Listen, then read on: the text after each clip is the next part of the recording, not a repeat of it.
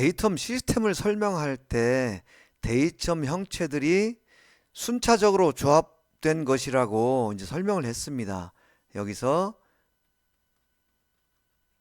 순차적으로 조합이 되어 있다.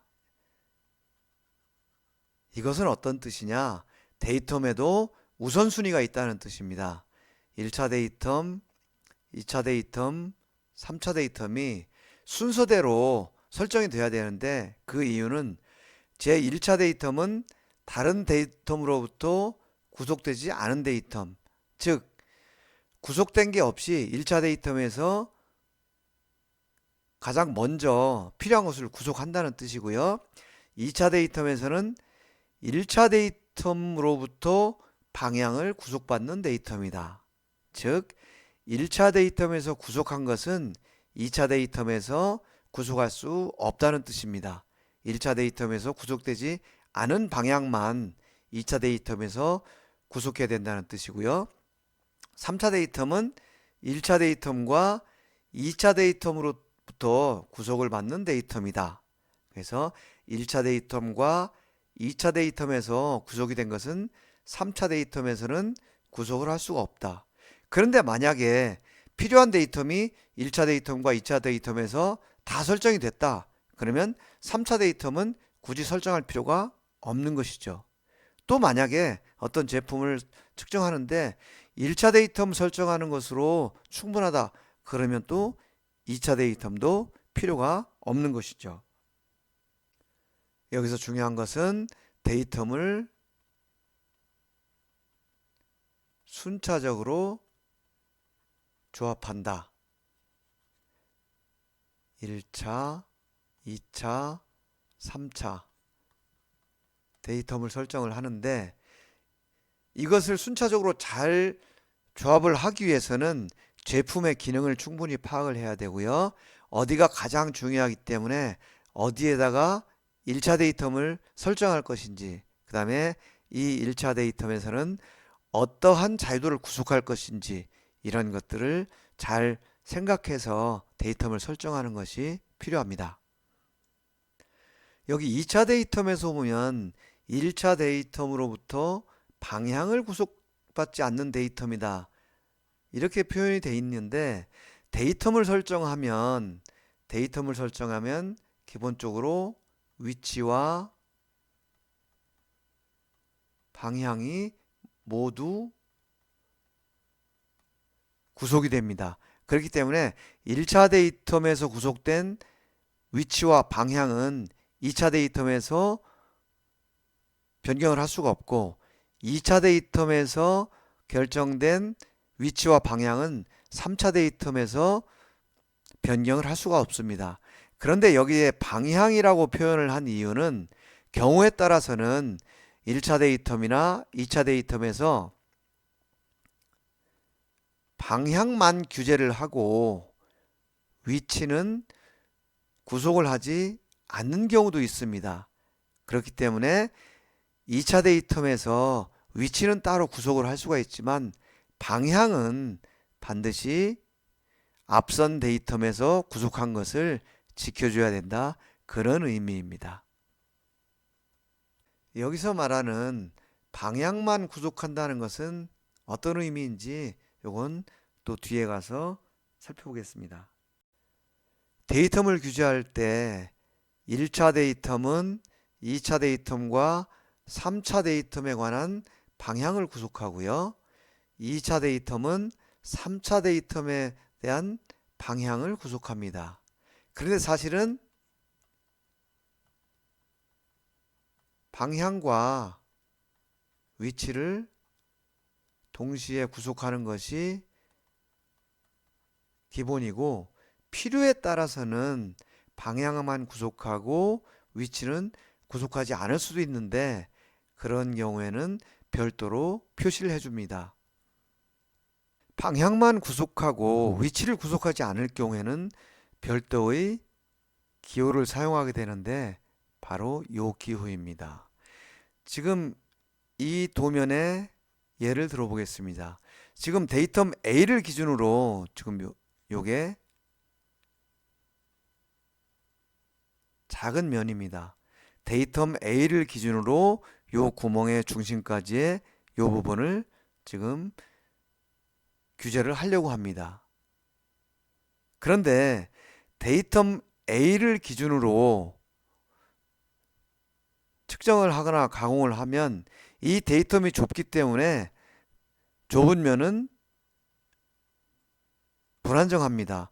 그래서 이런 면을 이용해서 방향을 구속하는 것은 바람직하지가 않습니다. 그래서 이 넓은 면,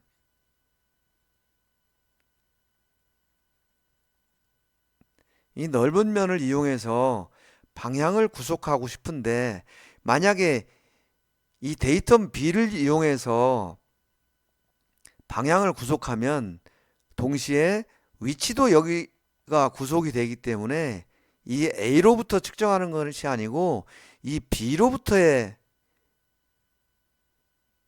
이 측정값이 계산이 되게 됩니다. 이 도면상으로만 보면 지금 규제가 지금 이렇게 돼야 되는 거죠. 위치도가 0.2인데 A와 데이텀 B를 기준으로 측정을 해라. 이런 의미가 아닙니다. 그래야만이 이 데이텀 A로부터 이 중심까지의 치수, 이 치수를 구할 수가 있는 거죠. 그런데 이렇게 되면 아까 말씀드린 것처럼 이 A라는 면이 좁다. 그래서 방향을 구속하기에는 불충분하다. 그런 의미죠.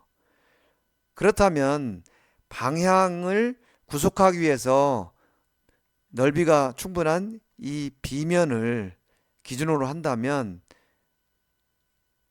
지금 위치도 0.2 BA 이렇게 규제를 해야 되는 거죠.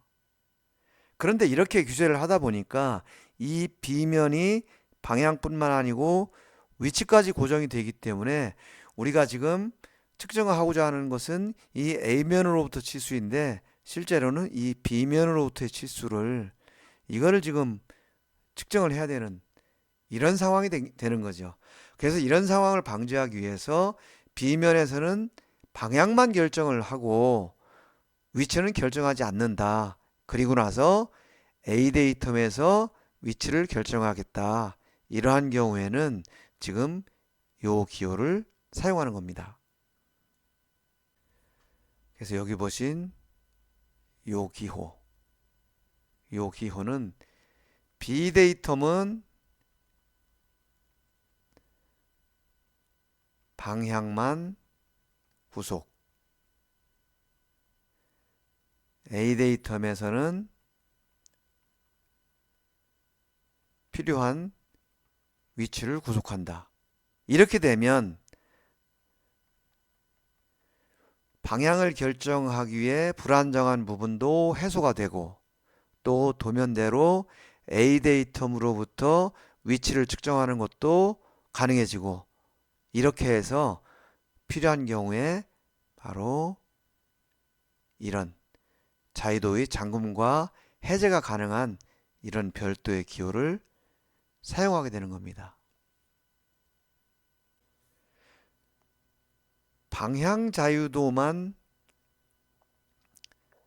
구속하도록 하는 요 기호, 요것은 기능상 상당히 중요한데요. 3차원 측정기를 사용하는 경우 이 기능을 어떻게 구현하는지를 각 회사마다 그 기능을 잘 살펴서 이거에 맞게 사용을 하는 것이 중요합니다. 근데 개념이 이렇다는 것은 여러분들이 잘 알아두시기 바랍니다. 이 오른쪽에 있는 그림은 지금 이 규제 기호를 설명한 겁니다. 이렇게 규제를 하면 이면에서 방향을 규제를 해서 안정되게 데이텀을 설정할 수 있고 이면에서 위치를 구속해서 원하는 이 치수 계산할 수 있다. 그리고 여기가 아까 B 데이텀이었고 여기가 A 데이텀이었고 지금 이 부분을 설명하고 있는 그림입니다. 지금 이 그림에서는 데이텀 우선순위의 중요성을 잘 보여주고 있습니다. 지금 왼쪽 도면에서 데이텀 ABC를 기준으로 위치도를 규제하고 있습니다. 이쪽도 마찬가지로 ABC를 기준으로 위치도를 규제하고 있습니다. 그리고 데이텀 B는 지금 이 부분이고 데이텀 C는 이 부분입니다. 그런데 우리가 가공 제품을 보면 지금 여기에서는 좀 오차를 과장을 해서 그렸기 때문에 이렇게 표가 나는데 실제 우리가 제품을 받아보면 B와 C가 거의 직각이고 차이가 없는 것처럼 보입니다. 그렇지만 실제 제품은 확대를 해보면 반드시 이와 같은 오차가 생겨 있다는 것을 기억해야 됩니다. 즉 B와 C는 눈으로 볼 때는 직각인 것처럼 보이지만 실제로는 제품 자체가 직각이 아니고 그 다음에 그 면 자체도 지금 여기서 보시는 것처럼 이런 돌기가 있다든지 아니면은 진직도가 정확하게 가공되어 있지 않습니다.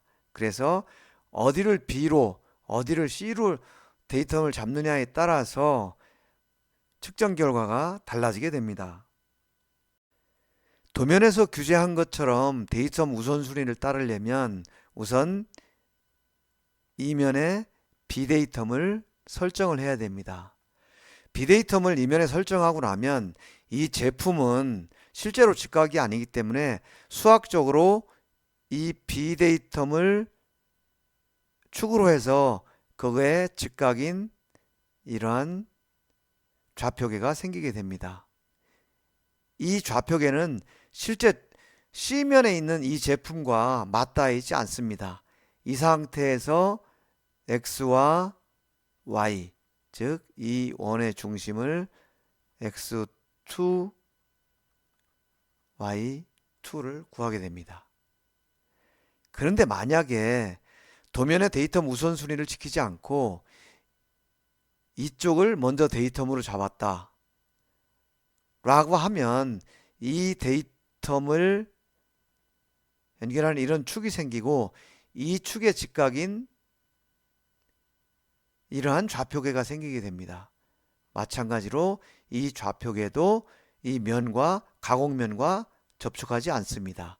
그래서 이 좌표계로부터 X값, Y값, 그래서 X1, Y1이 계산되게 됩니다.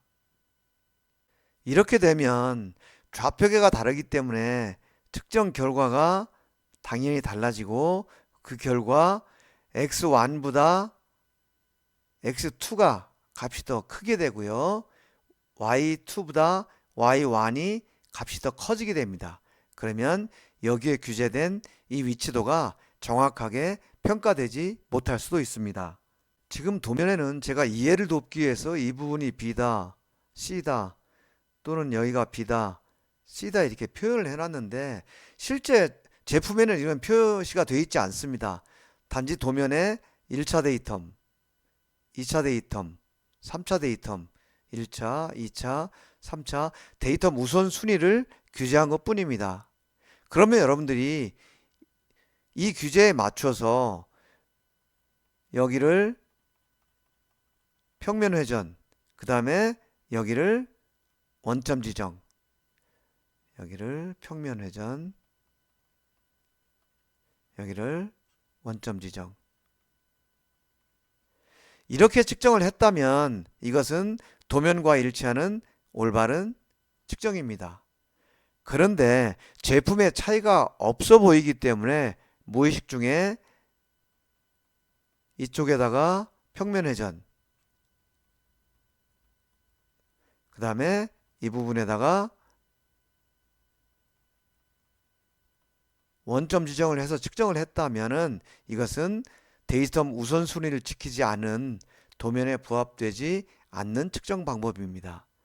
만약에 이렇게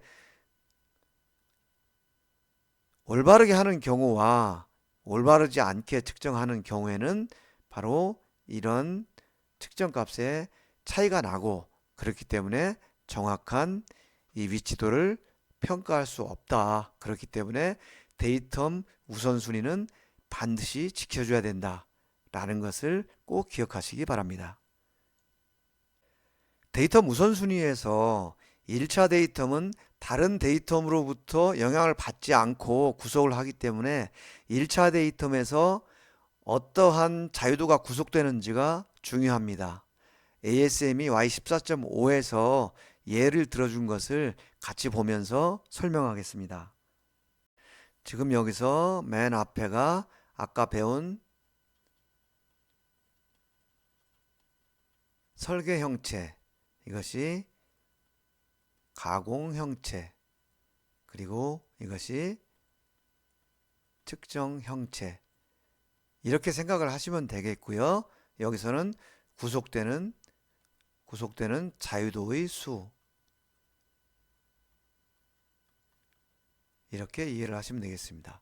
그리고 자유도 구속하는 것을 표현할 때 이렇게 화살표로 표현을 한 것은, 또는 이렇게 화살표로 표현한 것은, 이것은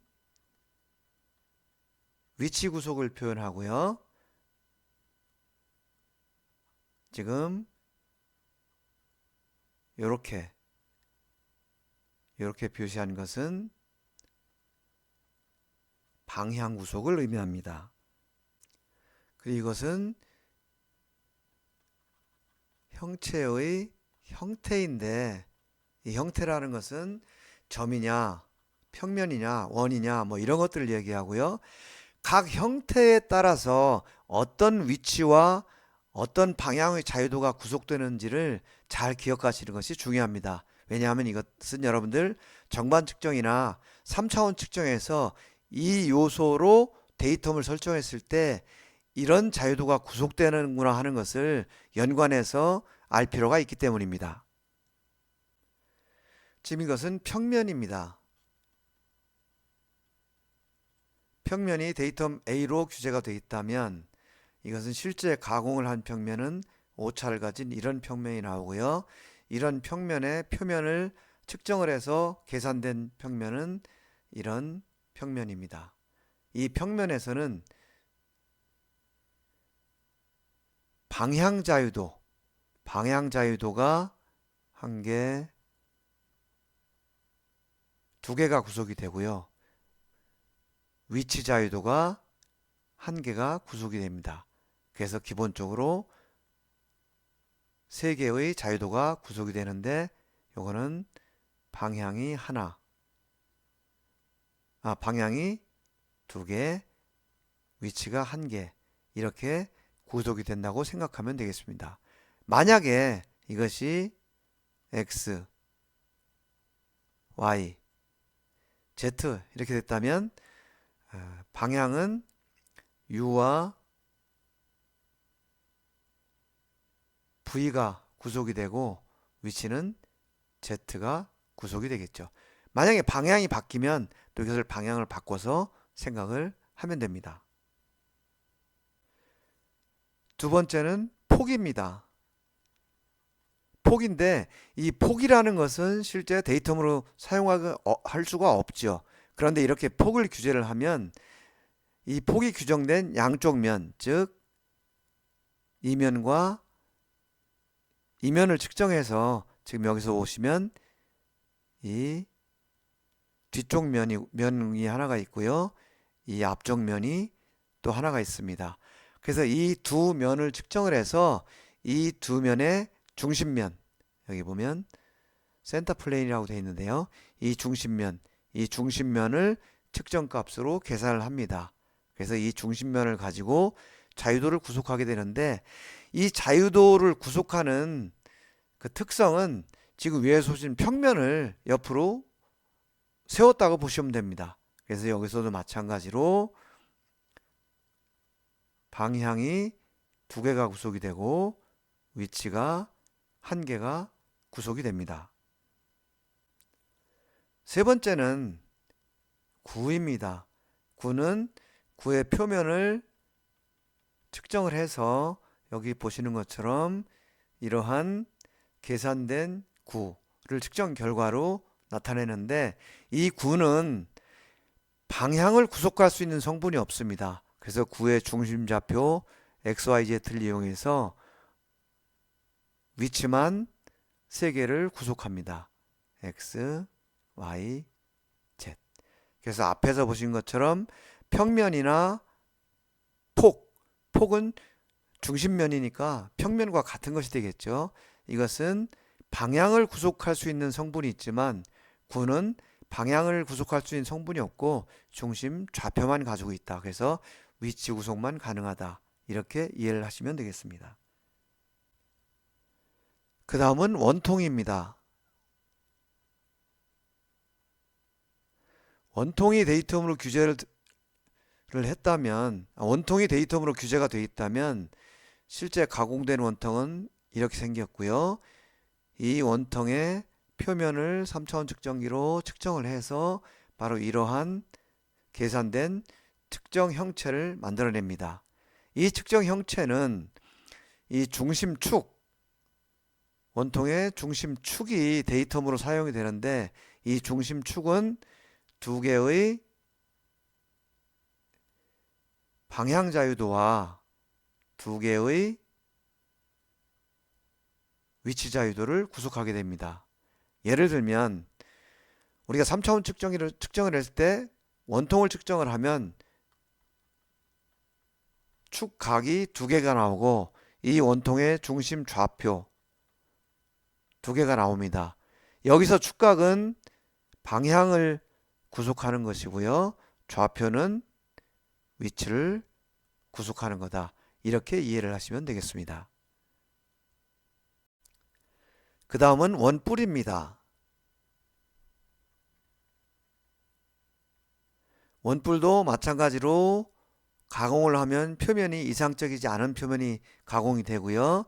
그 다음에 이 부분을 측정을 해서 계산을 하면 여기 보시는 것과 같이 이렇게 계산된 측정 형체가 계산이 됩니다.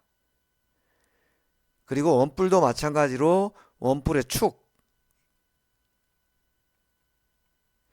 이 축이 데이텀으로 사용되고 그 다음에 원뿔의 꼭지점의 좌표, 이것이 데이텀으로 사용이 됩니다.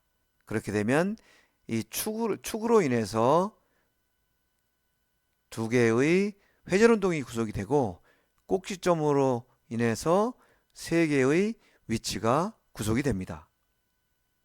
그래서 원통에서는 4개의 자유도가 구속이 되는데 원뿔에서는 5개의 자유도가 구속된다는 것을 참고로 알아두시기 바랍니다. 그 다음에는 높이를 가지는 슬롯 형태인데요. 슬롯이 높이를 가지고 있는 거죠. 이런 형태가 데이텀으로 규제가 되면 이런 형상으로 가공이 되고요. 이런 형상을 측정을 해서 계산을 하면 이 중간에 이런 중심면이 계산이 됩니다. 이 중심면이 계산이 되는데 아까 평면에서는 위치가 하나만 구속이 되어 있지만 여기서는 지금 보시면 양면의 중간과 그 다음에 이 원의 중심, 그래서 요 점의 좌표가 2개가 있습니다. 그래서 이 중심면에서는 회전운동이 3개가 구속이 되고 그 다음에 위치 자유도가 2개가 구속이 됩니다. 아까 평면이나 중면에서는 이 회전 자유도가 2개가 구속이 됐는데 여기에서는 그 2개뿐만 아니고 지금 이쪽 방향, 즉 이 축을 중심으로 하는 이쪽 방향의 회전 운동이 하나가 더 추가가 돼서 총 3개의 회전 운동이 구속이 되고요. 그 다음에 이 중심 좌표 요것이 두 개의 위치가 구속이 됩니다. 대신에 이쪽 방향으로는 방향이 구속될 수 없기 때문에 별도로 위치 구속이 없습니다. 방향의 위치가 구속되는 부분이 없기 때문에 세 개 중에서 두 개만 구속이 됩니다. 지금 이것은 원뿔과 슬롯이 복합된 이런 형상인데요. 이 형상에서는 지금 이 부분에 좌표가 있고요. 그 다음에 이 부분에 축이 있습니다. 그래서 실제 형상은 이렇게 가공이 되고요. 이렇게 가공된 것을 측정을 하면 지금 이런 중심면과 그 다음에 이런 중심축이 생기고 그 다음에 이런 꼭지점이 계산이 됩니다. 그래서 여기서는 회전 운동이 3개가 구속이 되고요. 그 다음에 위치 자유도가 역시 3개가 구속이 되는 거죠. X, Y, Z, U, V, W. 그래서 지금 만약에 이런 형체가 데이텀으로 사용이 됐다면 X, Y, Z, 그 다음에 U, V, W 자유도 6개가 전체가 구속이 됩니다. 그래서 만약에 이러한 형체를 가지고 제1 데이텀으로 사용을 하는데 여기에서 2 데이텀이나 3 데이텀을 기준으로 뭔가를 계산해야 될 부분이 있다면 그때는 방향만 구속하고 위치를 구속하지 않는 이런 기호를 사용해서 활용을 하시면 되겠습니다. 지금까지 ASME Y14.5 규격에서 제1 데이텀에 사용되는 각종 형체가 어떠한 자유도를 구속하는지 방향, 즉 회전 자유도 몇 개를 구속하고 위치 자유도 몇 개를 구속하는지에 대해서 자세히 살펴봤습니다. 여러분들 실제 측정을 할 때 이 부분을 잘 기억했다가 적용하시고 특히 3차원 측정기를 사용하시는 경우에는 각 3차원 측정기 소프트웨어에서 이런 형체, 이런 요소들을 어떻게 지정하는지 잘 확인하고 사용하는 것이 중요합니다. ISO 5459 1981년 판에 좀 도움이 될 만한 자료가 있어서 참고로 가져와 봤습니다. 앞에 설명한 것과 비슷한 내용인데요. 여기서는 좀 더 이제 구체적으로 표현된 것이 만약에 이런 구를 데이텀으로 설정을 했다. 그러면 이 실제 가공된 구의 최소 외접 형상 여기 보면 최소 외접 형상입니다. 최소 외접법으로 계산한 구가 데이텀으로 사용된다. 그렇게 사용돼야 된다 하는 그런 것을 설명한 것이고요. 내측이나 외측 원의 중심이 데이텀이 되는 경우에는 지금 이런 경우는 내측원이고 이런 경우는 외측원인데요. 내측원이 데이텀이 될 경우에는 최대 내접원 우리가 MICI라고 배웠고요. 외측원이 중심이 데이텀이 될 경우는 최소 외접원 MCCI라고 배웠죠. 이것을 데이텀으로 사용해야 된다 라는 것을 지금 설명하고 있습니다. 이전 시간 설명에서 실제로 제품이 조립되는 것은 실제 형상이고, 즉 가공 형상, 데이텀 형체라고 표현을 했죠. 그리고 계산되는 것은 측정 형체이기 때문에 가공 형체와 측정 형체 사이에는 차이가 있다. 그래서 기능상에 문제가 생길 수 있다라는 것을 말씀드렸는데, 여기서 내경일 경우에는 최대 내접원, 외경일 경우에는 최소 외접원을 쓰라고 하는 이유도 바로 이런 실제 가공된 제품이 조립되는 경우를 가공해서 측정을 해서 그 값을 가지고 계산을 해야 실제 기능과 부합한다. 그런 뜻에서 지금 이런 방법을 사용하는 것입니다. 내측원은 최대 내접원 형태로 조립이 되기 때문에 MICI를 사용해서 중심을 구해야 되고, 외측 원인 경우에는 최소 외접원을 이용해서, 즉 MCCI를 이용해서 중심을 구하고 지름을 구해야 조립선과 일치한다 라는 것 여러분들 꼭 기억해 두시기 바랍니다.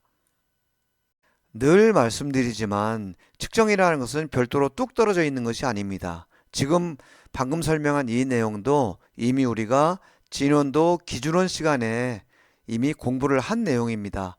이렇게 한번 공부를 해놓은 것은 측정 전체에 다방면으로 활용된다는 것을 잘 기억하시고 그때그때 중요한 것들을 잊지 말고 공부해 놓으시기 바랍니다. 앞에서 보신 것은 2차원 원이고요. 지금 보는 것은 3차원적인 원통입니다. 그래서 이런 원통이 데이텀으로 규제가 되면 실제로 가공은 이런 상태가 되고, 이 가공된 상태를 측정을 해서 그 원의 지름과 중심축을 구하는데, 이때에 만약에 이것이 내측 원통이라면 최대 내접 원통의 형태로 계산을 해야 된다. 그래야 조립선과 일치한다라는 것을 우리가 지난 시간에 배웠습니다. 그래서 최대 내접 원통은 MICY라고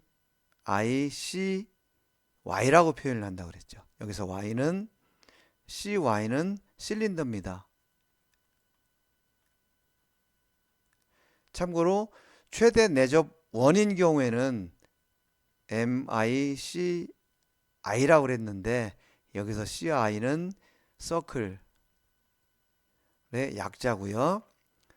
그래서 원이냐 원통이냐를 구분하기 위해서 CI와 CY를 사용한다고 그랬습니다.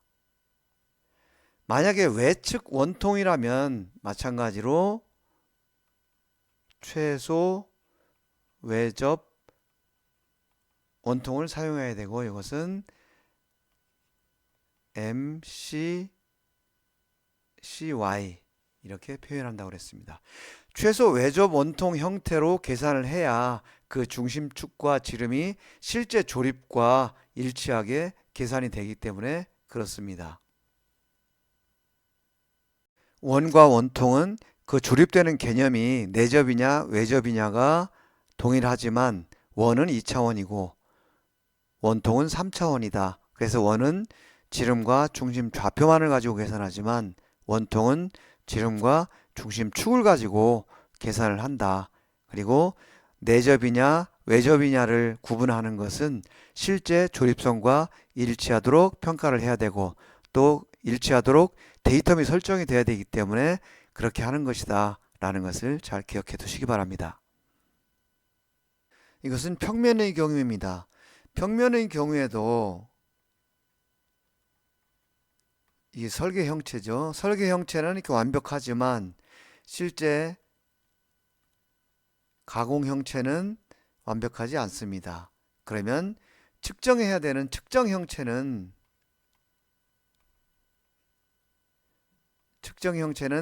이 완벽하게 가공되지 않은 이 면이 완벽한 상대 부품이라는 것은 결국은 이제 게이지가 되겠죠. 평면도가 완벽한 게이지에 접촉을 했을 때 어떤 상태로 면이 형성이 되겠는가 라는 경우를 가정해서 계산을 해야 됩니다. 그래서 이것을 접면이라고 표현을 합니다. 이것은 접촉면이라고 표현을 하는데 영어로는 탄젠트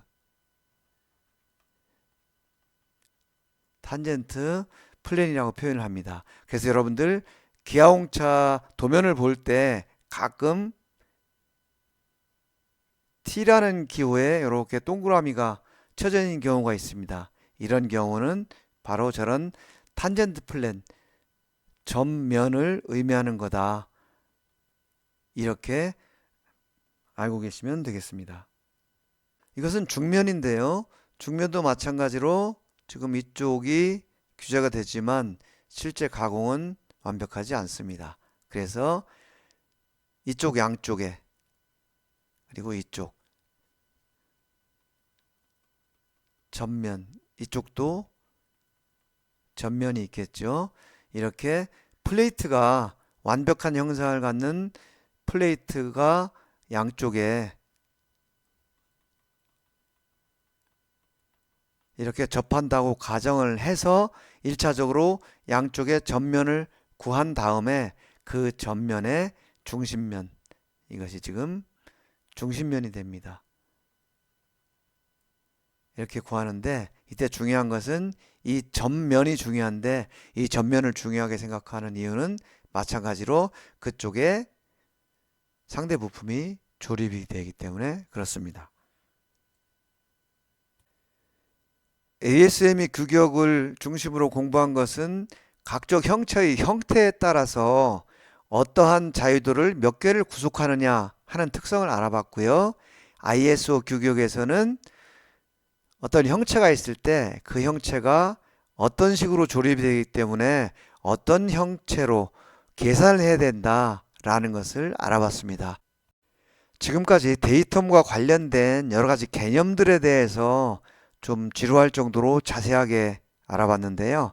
이제서부터는 실제로 측정기에 어떻게 적용이 되고 또 우리가 측정할 때는 어떻게 해야 되는지 이런 실질적인 부분들을 좀 살펴보도록 하겠습니다.